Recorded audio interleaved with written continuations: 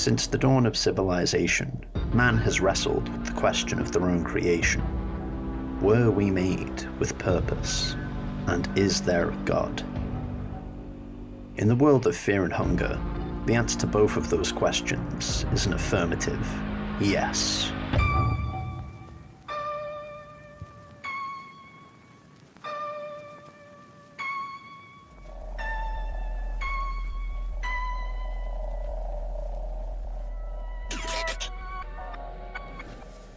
The history of civilization is broken up into 4 specific ages. The first age began with Ulmer. There are many and more religious texts that embellish or taint the truth of Ulmer's existence, but there's no doubting that he did exist, and it's just a matter of speculation whether he truly held the power of a god. After all, what kind of god suffers from male pattern baldness? The most contemporary scholarly work on Ulmer comes from Enki Ankarian, who is perhaps one of the most enlightened men to ever exist. In his studies, he's come across 2 particular myths of Ulmer's origin that carry the most weight. One talks of a normal man being conceived of a virgin mother, who would go on to gather 12 apostles and spread his gospels, his goal to unite humanity under the worship of the old gods, which threatened the rulers of the time, who were themselves new gods, whose names have since been lost to history. Ulmer would be captured, humiliated, and crucified. His spirit would spend 3 days in Mahab, before returning as the mighty Ascended One.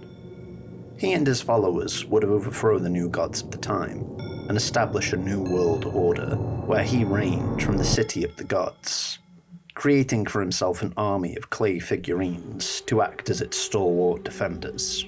He would reign for centuries, though it's whispered the Ulmer who rose from the grave wasn't the same man who had been nailed to the cross. The second story isn't dissimilar in many respects, though it's seemingly been passed down through oral communication, as the contemporary skin Bibles are the only known written recording of the tale. It posits that Sylvan, the older god of fertility, ordered a deity known as Vitruvia to create an architectural reprography of a man and a woman that would be the likeness of Sylviane herself. This would be the basis of man. This would be the basis of humanity. But Vitruvia was not satisfied with this. The flaws and imperfections of mankind were too much for the being to bear, so it created what it viewed as the perfect man, free from all flaws. In his own work, Enki points out the fundamental differences between these origins. One posits that Ulmer was a mere human who acquired the power of gods. The other asserts that he was always a product of the older god's will. Whatever else might be true, it's undisputed that Ulmer's birth would be the year nil. Before that, little is known about the history of the world. What little is known is that there was a time where the old gods were the dominant rulers of humanity, until it became a time where the new gods were the dominant rulers of humanity. A cycle that seems to repeat itself often. But other than that, not much is known about global civilization beyond the point of Ulmer's birth. The past holds many mysteries. The Second Age would start in the year 410, and would see the reign of the new gods. Ulmer would mysteriously disappear from the world at this time. Considering his opposition to the new god's reign after his ascension, one does have to wonder if he was killed. It's whispered by rugged, mad-eyed adventurers that there is a ruin in the kingdom of Rondon, whose basement holds a colossal skeleton that has holes in its hands, seemingly all but confirming its identity as the old Ascended One. Besides the disappearance of Ulmer, not much is known about this period, only that it would see the rise of noted historical figures like Nashra and Bethel.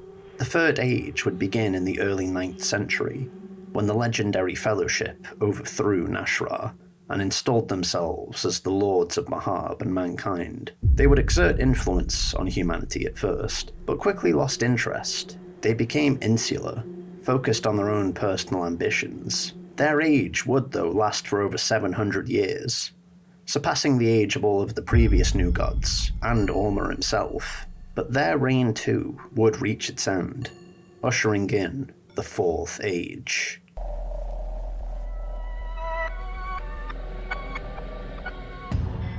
In the year 1590, in the kingdom of Rondon, the world would be rocked to its core when an enigmatic mercenary would be captured and sent to the dungeon of fear and hunger.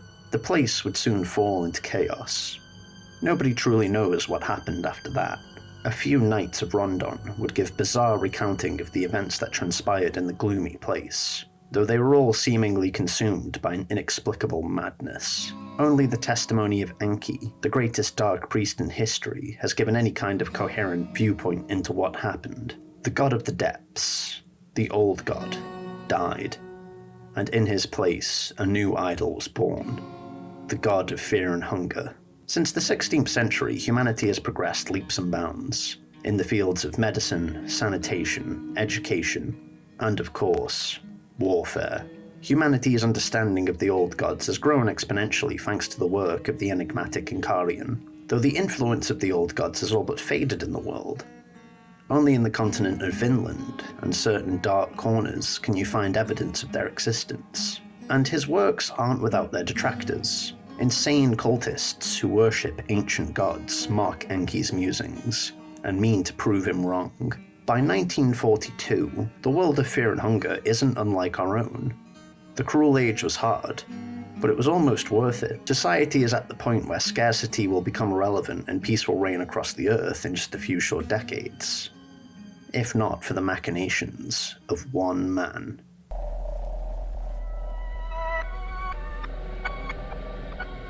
The year is 1942, and the Kaiser holds Preheville.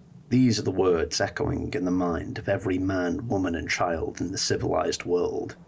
For years, the great powers have engaged in a bloody game of global warfare. Rondon, the Eastern Union, Bohemia, and of course the Bremen Empire, have all been locked in the Second Great War. A war unlike any seen before, that stretched to every corner of the earth. But now, finally, against all odds, the world has achieved peace. It's a relief to most. The war has been long and devastating.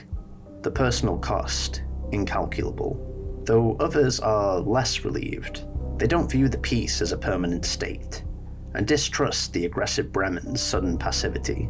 Bremen is a country in Central Europa.